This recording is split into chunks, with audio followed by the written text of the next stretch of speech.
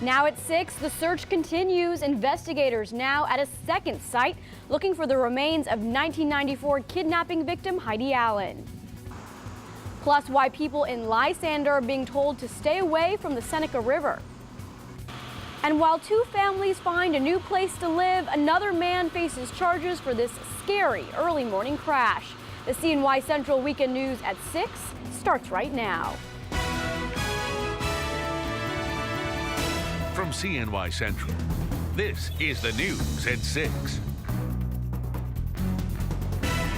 Good evening, I'm Dora Scheidel. We start tonight with developing news in the search for Heidi Allen. Right now, Oswego County Sheriff's deputies and a forensic investigator are searching a second cabin in the woods off of Rice Road for the remains of 1994 kidnapping victim Heidi Allen. The cabin is located behind this driveway on a private property not far from where investigators were searching this past week. But according to Oswego County District Attorney Greg Oakes, investigators have still found no evidence of remains.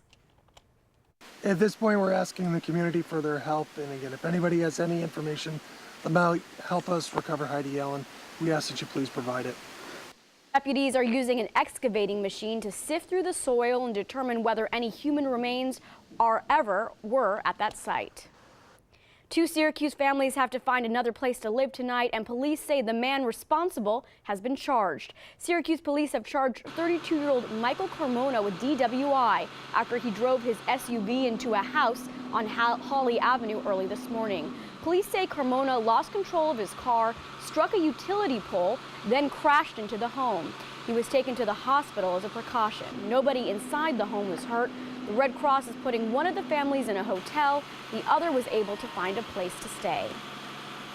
A 22-year-old man is dead and a teenager is in critical condition after a shooting in Syracuse's south side last night. Syracuse police say it happened just after 6 o'clock in the 100 block of Kellogg Street. Police identified the victim as 22-year-old Juan Martinez.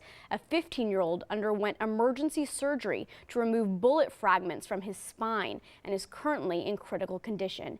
Anyone with information is asked to contact police. New at 6 tonight, people are being told to avoid the Seneca River after a large sewer line broke this morning, causing unsanitary fluid to leak into the water. The Onondaga County Department of Water Environment Protection says a sewer line failure on River Road may have contaminated the river in Lysander. Emergency crews were on hand to contain the situation and pump excess water. There's no risk to drinking water that I'm immediately aware of, but contact recreation should be avoided in the immediate area here with Seneca River. So there's the potential that Seneca River receives some unsanitary material, and we're asking folks to avoid that.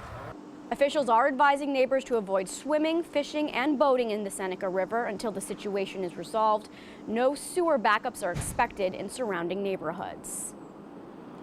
Not all that convenient for the people in Lysander, because with today's humid weather, it would have been a great day to go swimming, well, at least for part of the day. Meteorologist Matt Stevens is filling in for meteorologist Mike Brookins tonight and is here with an early look at the forecast. Hi, Matt. Hey there, Dora. Very good early evening to you. We're taking a live look right now towards downtown Syracuse with our Stanley-Law Skywatch, and you can see that's a bit of an ominous shot right there. You can see those deep gray skies. Out here on the back weather deck, I can confirm for you it's quite humid, and we've been bubbling up quite a few showers and thunderstorms. Let's show them to you right now on the triple Doppler radar. This is our loop scan over the past hour, and you can tell even in the past 30 minutes, we've had a significant bubbling up of still relatively hit or miss cells. For example, in the vicinity of Moravia, look at those heavy downpours as indicated by the shades of red. Tully, Lafayette, that cell just north of Lafayette approaching Janesville. That's what we were looking at on the Stanley-Law Skywatch also. Also just to the north of DeRuyter in the vicinity of Cazenovia. Also of note, some activity bubbling up near Florence, eastbound over towards Boonville and approaching slowly Old Forge as well.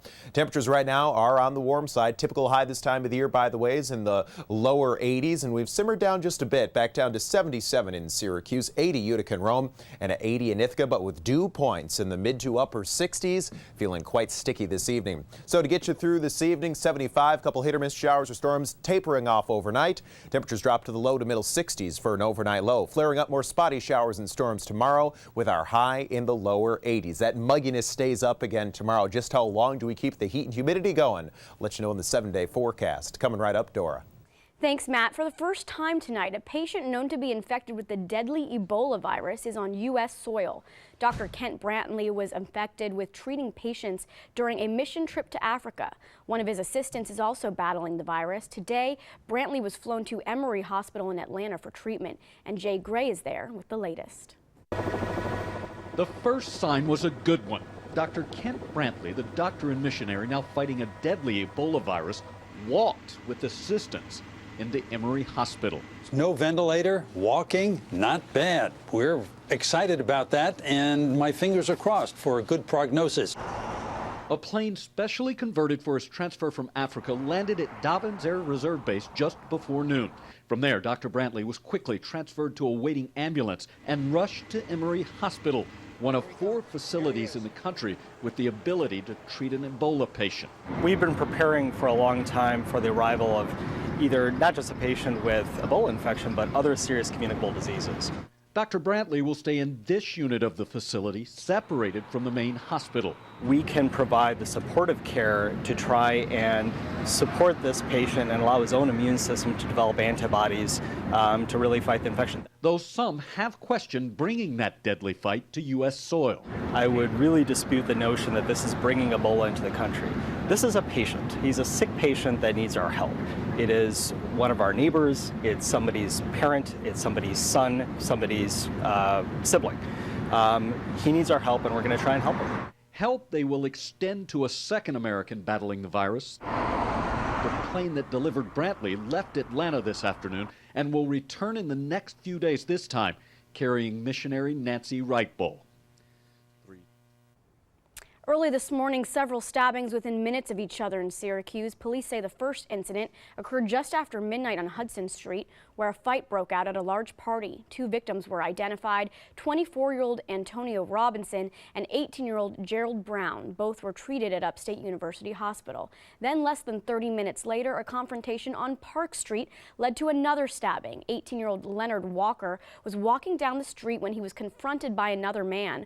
Walker says the suspect was offended when he gave him a hard look and stabbed him in the throat. His injuries are not life-threatening.